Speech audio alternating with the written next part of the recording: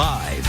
News 8's Good Morning Connecticut starts now. And coming up, we are going to be heading to the kitchen. We have professional chef Julie Hartigan with us. We're going to be making up a slice of summer today. Stay with us. We'll be right back. Yes, we are switching things up in the kitchen today. We have professional chef Julie Hartigan joining us here to make watermelon pizza slices. Good morning. Good morning. Thanks for joining us. Thanks for having me. Always nice to have you. And this looks like so much fun. Pizza, watermelon pizza. Exactly. Basically, it's taking an ingredient that everybody knows and loves for the summer, right? Believe it or not, summer will eventually be here with the warm weather. We're all desperate for it at this point. Yeah. But yeah, you take a seedless watermelon and instead of cutting it up into cubes and putting it in a bowl, why not cut it up into pretty little slices like this? Yeah. It's basically your watermelon feta salad done as if it's a pizza. So everybody at the party gets to take a little slice, and we're also going to do a dessert version that's really, really fun to do with kids after school or when they're home for summer break. Yeah, I feel like this would be a lot of fun with kids, and you're kind of sneaking healthy ingredients into them. They think they're having fun. They think they're having fun.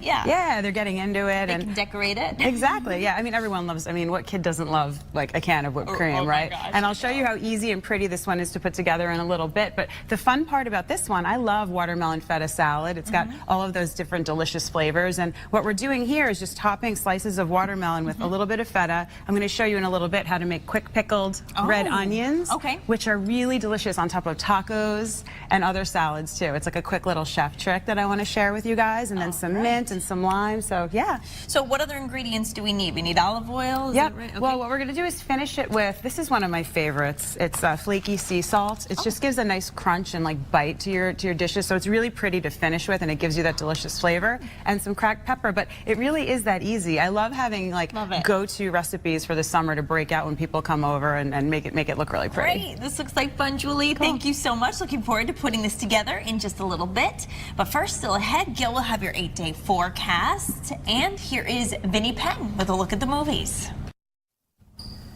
We're back in the kitchen with professional chef Julie Hartigan. Nothing really beats biting into a cool, refreshing slice of watermelon on a hot day, right, Julie? Yes, the hot days will eventually be here, but we'll be ready for them with this. Yes, and I've got two different ways to have fun with watermelon this summer. So, as we said before, one is a really fun watermelon feta pizza slice. It's great for like grown-up parties to look really pretty, and the other is more of a dessert pizza for kids, a great activity. So the first tip, always use seedless watermelons for these, and get them as small as you can because they're just a lot easier to handle when you get a small one.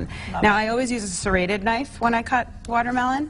And something, I don't know if everyone knows this, but knives are actually meant to be used like saws.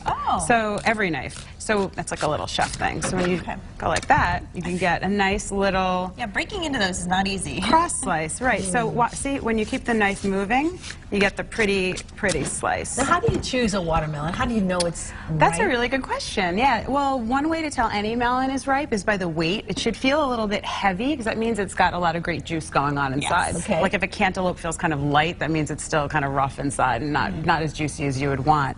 So once you've got your slab or your little pie, I've got one here, we're just going to top it with some simple ingredients. We'll start with some feta. And if you don't like feta, you could sub goat cheese. That's totally fine. It's a little bit milder in flavor. Then after the feta, we're going to go for some pickled onion. And the reason I pickle onions, it just softens them so they're not as sharp and like oniony, if you will. Yeah. And again, this is the grown-up version. This is the grown-up version. And so these, if you look, this is what's kind of cool. These onions have been in lime juice for a while. These onions have not. Do you see how pretty they are? A nice bright purple color. So what I'm going to do is put these on top. And so how did you do that? You just soak some onion that you've cut up. Red onion works really, really well because it gets this pretty purple color in some lime juice. It's that simple. Yeah, so I've got some lime juice over here, and then we're going to top it with some mint, which is delicious. I'm going to show you a quick trick to cut really, really pretty. Do you guys know how to chiffonade basil? Have you ever heard of this one? Let me show you. It's neither jaws or I. I'm going to show you a really fun trick that's really cool. You roll up your leaves and you cut it across like this in the little rolls, and then you get all those pretty like ribbons. You know how chefs do that? All right, I want you guys to do that this summer. I've got some extra here. So you called it something very sophisticated. Chiffonade, but it's really just ribbons. It looks so pretty. And then, guys, this is it. It's that simple. We're going to top it with a tiny bit of olive oil just to give it that like salad feel, and then some salt and pepper. But let's get on to the kid pizza because I think that one's really, really fun. So we've got our little slab here. I'm going to use this one. Once you've got it cut up, this is how easy it is. Everyone loves whipped cream. Yeah, give that to the kids and they'll be done, right?